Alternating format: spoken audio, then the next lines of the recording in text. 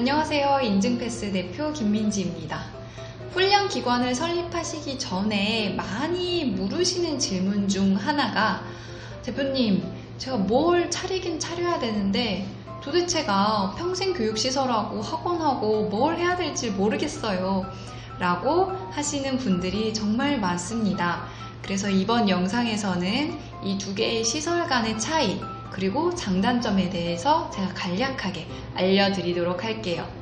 일단은 설립 요건입니다. 설립 요건은 평생교육시설이 학원보다 훨씬 까다롭습니다. 예를 들면 평생교육사도 1명 배치해야 되죠. 전담 인력도 5명을 확보해야 되고 보험도 가입해야 되지, 언론 부설인 경우에는 또 인터넷 신문, 잡지 이런 것도 발행을 해야 됩니다. 그러니까 학원이 설립 요건에 있어서는 훨씬 수월하다고 할 수 있습니다. 반면에 평생교육시설이 좋은 점은 또 따로 있어요. 바로 면적 기준이 없다는 것인데요.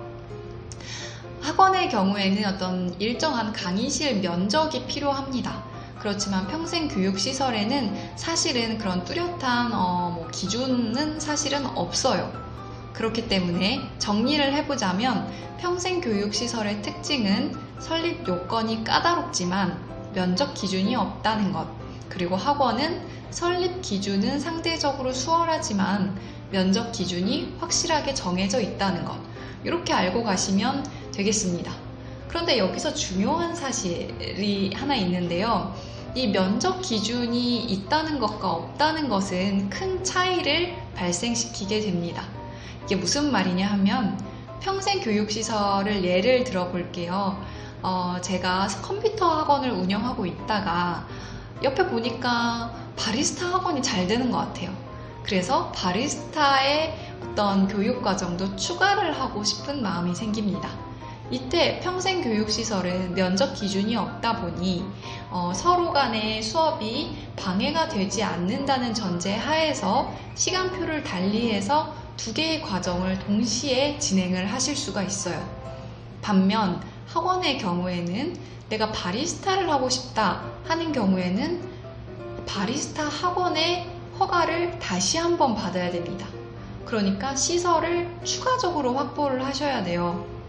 옆에 남는 공간을 다시 임대를 얻으시던지 한층 위에 있는 시설을 임대를 얻으시던지 이런 방법으로요.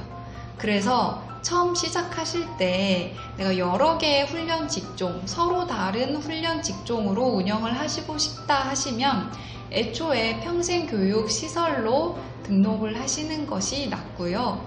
그게 아니라 나의 전문 분야 한 분야로 시작을 하시겠다 하시면 저는 학원으로 추천을 해드리고 있습니다. 왜냐하면 처음부터 까다롭게 시작을 할 필요는 없다고 생각을 하고요. 나중에 학원이 잘 돼서 시설을 확보를 하거나 아니면 확장을 할 일이 생기면 그거는 그때 가서 고민을 해도 늦지 않다고 생각하기 때문입니다. 그래서 여러분들도 이러한 차이를 잘 인지하고 계시다가 어떤 직종을 운영을 하실 건지 먼저 갈래를 잘 타시길 바라고요. 그 과정에서 어려운 점이나 궁금한 점이 있을 경우에는 저희 네이버 카페 인증패스에서 도와드리도록 하겠습니다.